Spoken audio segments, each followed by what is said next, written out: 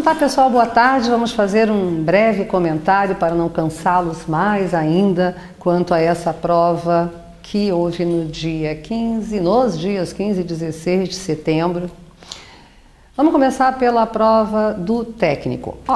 Uma prova previsível, uma prova esperada e uma prova de dificuldade média. Havia textos não tão longos assim, mas que contemplavam as questões, o conteúdo determinado no edital. Portanto, nenhuma surpresa. Questões de texto, muitas questões envolvendo elementos coesivos, algumas delas assim um pouco mais simples, outras um pouco mais complexas. Por exemplo, a questão que envolvia o conteúdo de fonética, de tongo, hiato e dígrafo, era uma questão que, em última instância, ia requerer de nós quase tão somente a memorização. Outras, no entanto, requeriam uma elaboração maior, um raciocínio mais elaborado, a exemplo da questão de texto de número 4.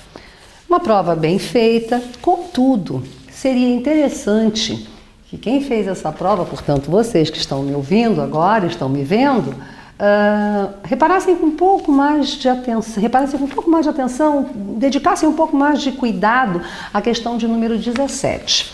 A questão de número 17 se deixa aqui, se vocês bem se lembram, é aquela que pede para substituir, que diz que o nexo no entanto, que é um nexo adversativo, poderia ser substituído por, e dá como resposta todavia, o que está corretíssimo.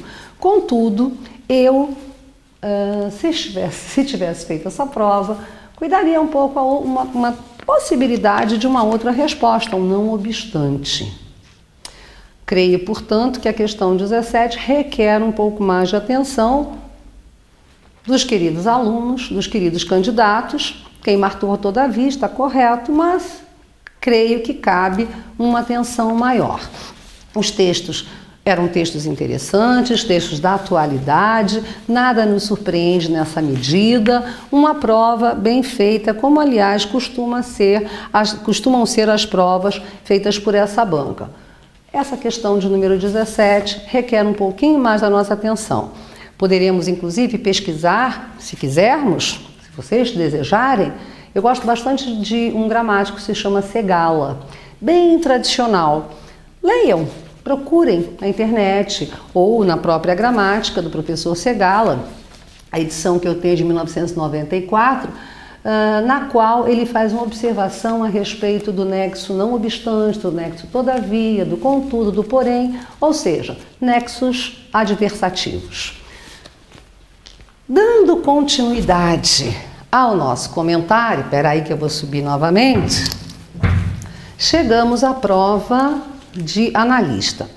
Essa prova, um nível de dificuldade maior, a começar pelo tamanho dos textos. Eram textos muito longos e que poderiam provocar cansaço nesse aluno. Mas a despeito dos textos serem longos, mesmo as questões relativas à compreensão de texto, como eu havia comentado com vocês durante as minhas aulas, elas não requeriam uma leitura cabal desse texto. As respostas se encontravam em trechos de compreensão, se encontravam em trechos específicos desse texto. Também nenhuma surpresa em termos de conteúdo, porque o conteúdo informado no edital foi aquele que apareceu na prova. Em ambas as provas, aliás, foi privilegiada a gramática, mas não uma gramática simples e pura, mas a gramática na sua funcionalidade em relação ao texto. E nessa prova também observamos, não digo um erro, mas uma inconsistência. Diz respeito à questão 13. Deem uma olhada melhor, atentem bastante para a questão, porque é dado como errado substituir um ponto que antecede um nexo adversativo, mas por uma vírgula, de acordo com o gabarito.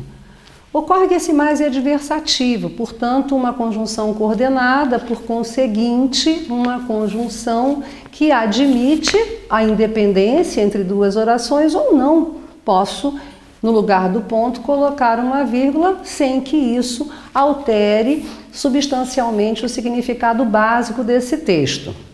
Ora, inclusive, não nas questões puramente gramaticais, mas no aspecto do estilo, e há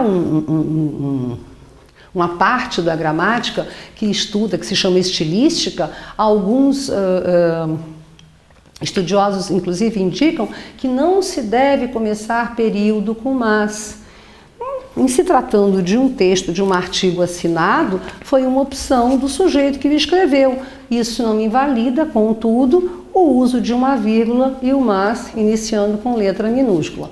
Creio que também um olhar mais atento a essa questão de número 13 seria bastante interessante também por parte dos queridos alunos. As demais questões têm um nível de dificuldade médio, uma delas tem um nível de dificuldade bastante alto, no meu ponto de vista. A questão de número 5 provocou inclusive certa polêmica, mas na realidade ela está correta, até porque não havia outra resposta possível ali, mas ela está correta de qualquer forma.